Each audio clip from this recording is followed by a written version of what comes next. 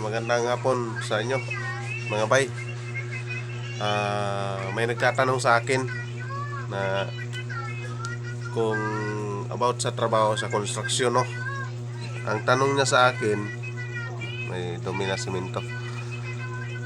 Ang tanong niya sa akin, sa pag isang, pwede ba daw tanggalin ang isang, ang isang site engineer o project engineer, pwede ba daw tanggalin ang isang project engineer sa may-ari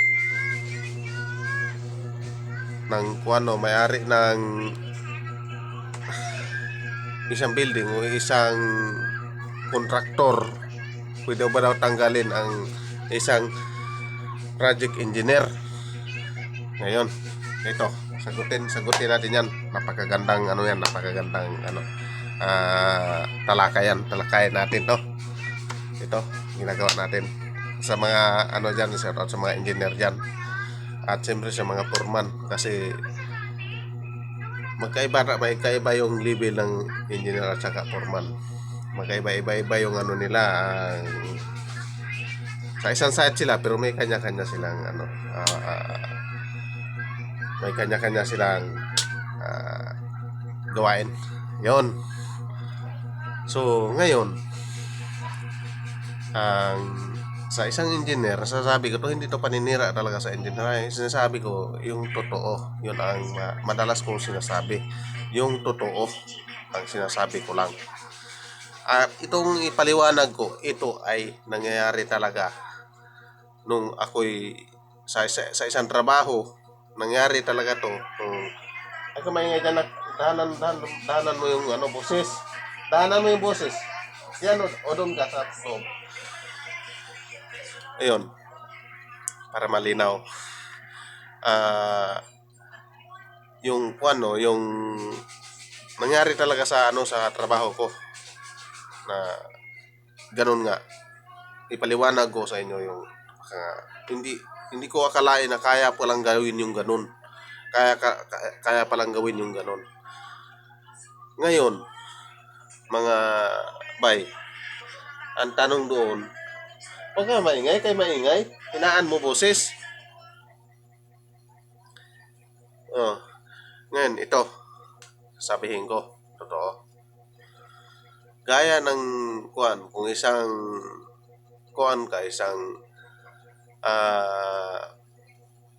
gaya ng sinasabi ko, pag isang sa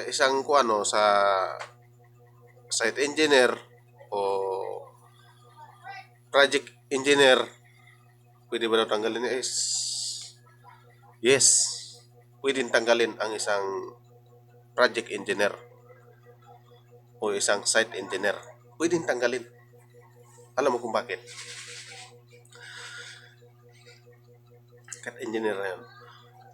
Pag once na ang isang engineer makagawa ng hakbang na mali sa itinuro ng may-ari ng building, kamali siya doon, pwede talaga siya tanggalin. Kahit sa kahit pa sa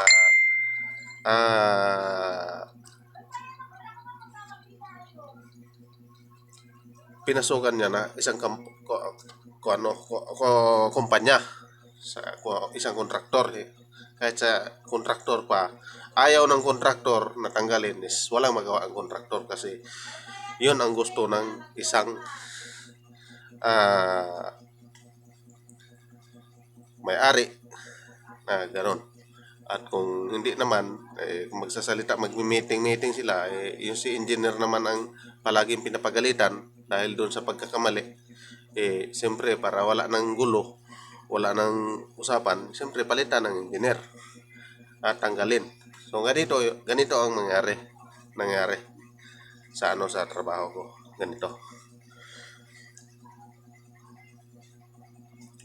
Si kontraktor gumawa ng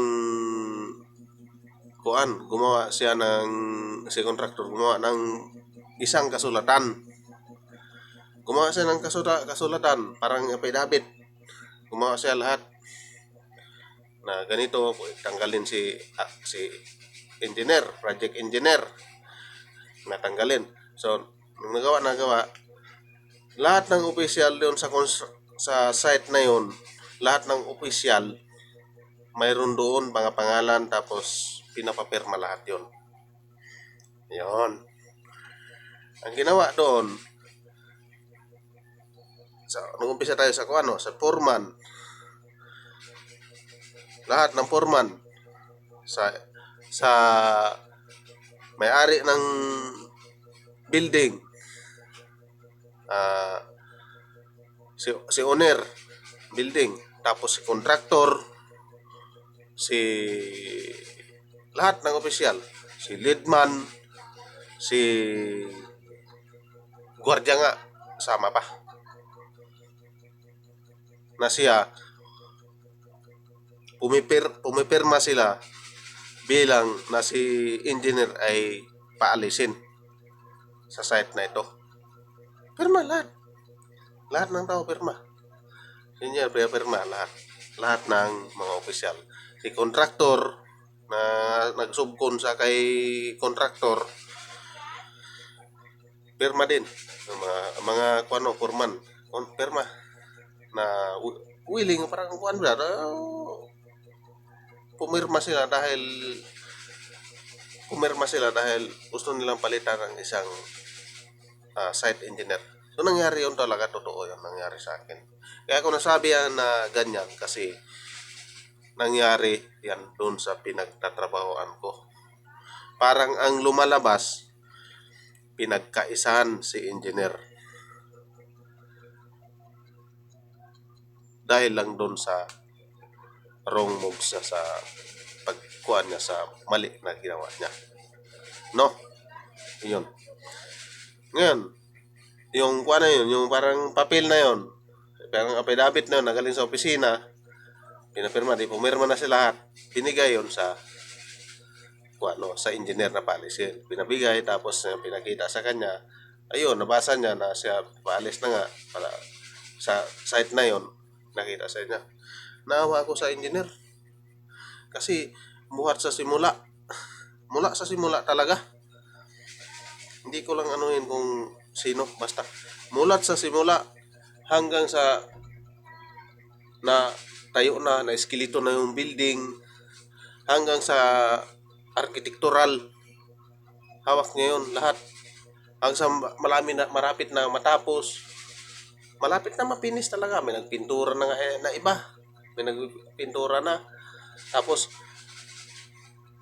kasi kami noon, yung time na yon, yung gawa na yon, kami subkon kami. So subkon kami sa nagsubkon din nga doon sa opisina. Ngayon nakita namin hinaan mo na yan. Hinaan mo na yung boses. Ngayon, ganun ang nangyari. So, nakakawa, parang iyak na ako sa engineer talaga. Parang iyak na gusto, hindi siya parang tingin siya sa building, parang iyak siya kasi siya ang improvise yung building na yun eh. Buhat sa simula hanggang sa nataas na, hanggang sa malapit na matapos, kung kailan malapit na matapos, finish na lahat. Pinagkaisahan siya sa lahat na paalisin siya, pero pirma lahat. Oh. Yeah. Ang nag-ano sa akin yun, ang hindi ko man nakuha yun sa kanila, ang nagkuha sa akin yun, nagkwento sa akin yun, pero kwento lang to sa akin na narating na gano'n ang nangyari. Nagkwento sa akin yung gwardiya kasi close kami ng gwardiya, magkausap kami palagi. Ganun daw ang nangyari. Pirma, pati nga daw siya, pirma din eh. Kaawa daw sa engineer. Ganun. Nawa rin talaga ako sa engineer. Oh. Kaya yung site, hindi lang foreman. Ito lang sa sinasabi ko, pwedeng tanggalin ang isang project engineer, project in charge, ilang site engineer, pwedeng tanggalin. Ang engineer, kahit na foreman, kung pwedeng tanggalin ang foreman, mas pwedeng tanggalin din ang engineer. Lahat. Basta sa slope ng site, pwedeng tanggalin. Ay, grabe pa naman yung malupit ng kuwan yun, may-ari. Ah, kahit na may bungi lang yung hollow block, kay nagalit siya kay mahina daw yung tibay ng hollow block kahit na bungi lang. Buuin mo yan. Kagulo ka, kalukuhan yun. Parang nagkamali lang yata noon. Sa ikwento na lang natin totoo. Ang pinagsimula na nagkamali doon talaga sa tiles. Nagka-diferensya sa tiles kasi kami sa nagplastering kami yung pakyaw namin. Ngayon, hindi kami nakakuha ng tiles. Ang nangyari doon sa trabaho na yun, ang nangyari is yung tiles, kung saan na ilagay yung tiles, sa dami ng tiles na ilagay. Yung pang second floor, halimbawa ganito nangyari, yung sa second floor na ikabit doon sa third floor. Yung third floor na ikabit doon sa fourth floor. Nagkapuro baligtad. Ngayon, tiningnan sa may-ari yung yung design. Wala na, sobrang galit ng may-ari. Kasi hindi pare-parehas hindi nasunod yung gusto niya doon sa bahay niya. Kaya galit na galit siya. Yun ang tingin ko, yun ang dahilan. Galit na galit, hindi mo na pwede baklasin mo yung tiles na sobrang dami. Sako, ang laki pa naman. Hindi baklas, kaya yun ang mula galit na galit yung may-ari. Kung bakit daw ganun, kung saan na ilagay yung tiles. Yung mga tiles na yun. Yung mga tiles na mga maliliit lang, yung mahaba, yun. Yung sa amin naman, plastering lang kami at saka asintada, pakyaw din kami doon. Oh, grabe na. Sa mga engineer na ganun ang na mga shout out sa inyo. Dahil arnas ko talaga yun, nakakawa talaga kasi isa kayo sa may mga pinag-aralan, tapos may mga lisensya, iba kasi yung lisensya sa pangontrata kaysa lisensyado ka na pagka-engineer eh. Magkahiwalay kasi yun eh. Yun sa pagkaalam ko ha, magkahiwalay yun. Kung engineer ka, is engineer ka lang. Kung contractor ka, pwede naman. Kung engineer lang, pero contractor, kaiba rin yun. Hindi ka naman mangontrata kung may lisensya ka pagka-contractor mo. Yung engineer, amig ko sabihin, yung engineer, may lisensya pa sa pagka-engineer mo. Bukod din yung contractor ka na may lisensya ka sa pagka-contractor. Engineer ka na may lisensya ka sa pagka-contractor. Yun. Sana nakuha nyo ang ibig ko sabihin. Ganon.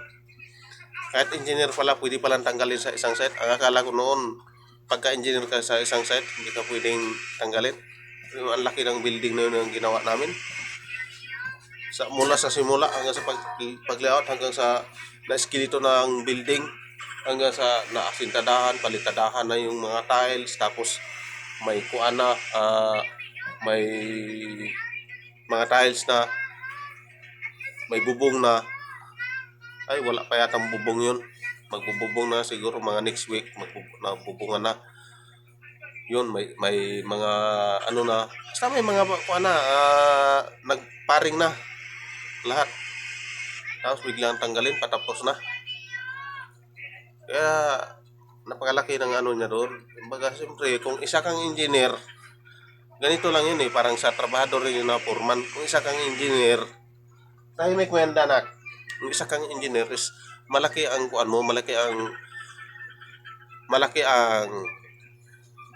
pag malaki mo sa sarili mo na yung building na laki ng building yan, natapos ko yan, ako ang nag-improvise niyan. Parang ganoon yung foreman. Ayun, na-building nga, ako ang foreman, pinaka-foreman yan lahat, natapos ko yan. Ako nag-improvise. Ganun lang yung mga style nila eh. Pero totoo naman talaga. Ganun yung mga style nila. Totoo naman talaga na sa building na yan, siya nag-improvise. Pero hindi naman totally na ikaw nag-improvise, ikaw lang mag-isa, ikaw lang yung engineer, ikaw hindi naman. Siyempre, teamwork yan sa lahat ng tao. Kaya natapos siya sa building na yan, teamwork sa lahat yan. Kaya lang, mayroon isa na mataas kanila, may pinakamataas din sa kanila. Yun, ganun lang yun. No, ayun.